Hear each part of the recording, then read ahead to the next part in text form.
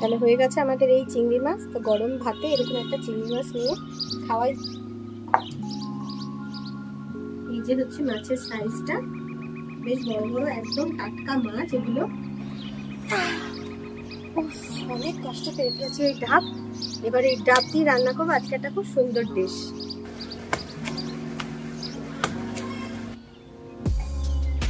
মুখটা ভালো করে ছাড়িয়ে নিয়ে তারপর আমি ডাব থেকে জলটাকে বের করে নেব।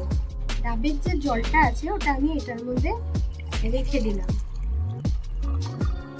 রেখে আমি এটাকে ঢেকে রেখে দিলাম। এটা আমাদের পরে রান্নাতে কাজে লাগবে। এখন আমরা মাছটাকে একটু ছাড়িয়ে নেব। একটু জল দিয়ে দিচ্ছি, কারণ জল দিয়ে দিলে চিংড়ি মাছের খোসাগুলো ছাড়াতে কিন্তু খুব সুবিধা হয়।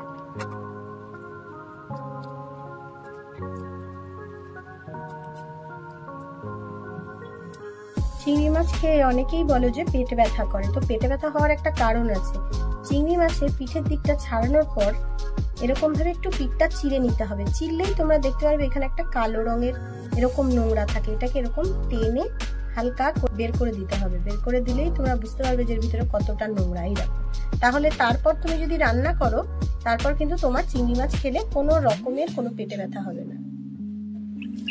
মাছটাকে ভালো করে এবার ধুয়ে নেব। মাছে দেওয়ার জন্য নিয়ে নেব হচ্ছে পোস্ত, তারপর দিয়ে দেবো হচ্ছে সর্ষে, আর এর মধ্যে রয়েছে জিরা গুঁড়ো আর লঙ্কা গুঁড়ো। এর মধ্যে আমি এবার দিয়ে দেবো ডাবের ভিতরে যে লেইটা থাকে সেই লেইটা আমি এর মধ্যে দিয়ে দেবো।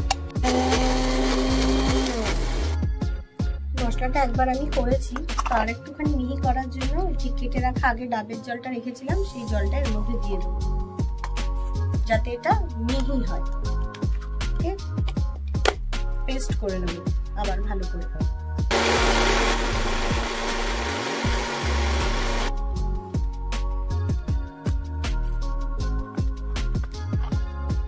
এবার দেখুন এটা কিন্তু একদম ভালো মতন পেস্ট হয়ে গেছে। পরিমাণ মতন এর মধ্যে দিয়ে দিলাম নুন।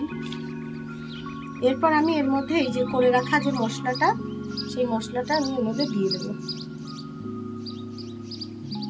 এর মধ্যে দিয়ে দেবো আমি হচ্ছে কাঁচা তেল। ভালো করে মিক্স করে নেব।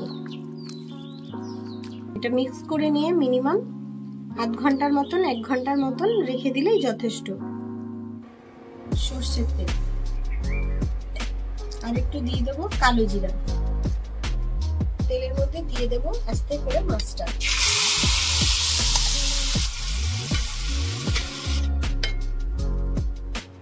আর এর মধ্যে মাখার সময় দিয়ে দিয়েছিলাম কয়েকটা কাঁচা লঙ্কা। দেখো এখন এটা বেশ সিদ্ধ হয়েছে, কষানো হয়ে গেছে, বা মাখানো যে জলটা ছিল এটা দিয়ে কষানো হয়ে গেছে, বেশ সুন্দর হবে। এই ডাবের জলটা আমরা এখন এর মধ্যে দিয়ে দেবো। দেখো কালারটা কত সুন্দর এসছে। আর যারা রান্না একদমই পারে না তাদের জন্য কিন্তু এটা একদম সোজা হয়ে এসছে। কালারটা দেখতে পাচ্ছ, তেল ছেড়ে দিয়েছে। এর মধ্যে এখন আমি দিয়ে দেবো একটু সামান্য পরিমাণে চিনি, একটু গ্রেভি থাকবে এরকম। আর সত্যি বলতে এটা থেকে একটা সুন্দর ডাবের যে একটা স্মেল হয় না, রান্নার গন্ধটা এত সুন্দর বেরিয়েছে। তাহলে হয়ে গেছে আমাদের এই চিংড়ি মাছ। তো গরম ভাতে এরকম একটা চিংড়ি মাছ নিয়ে খাওয়াই যেতে পারে। অবশ্যই বাড়িতে ট্রাই করবে। আর যদি তোমাদের এই ভিডিওটা ভালো লাগে অবশ্যই লাইক করবে, শেয়ার করবে, কমেন্ট করবে অবশ্যই, আর সাবস্ক্রাইব তো করতেই হবে।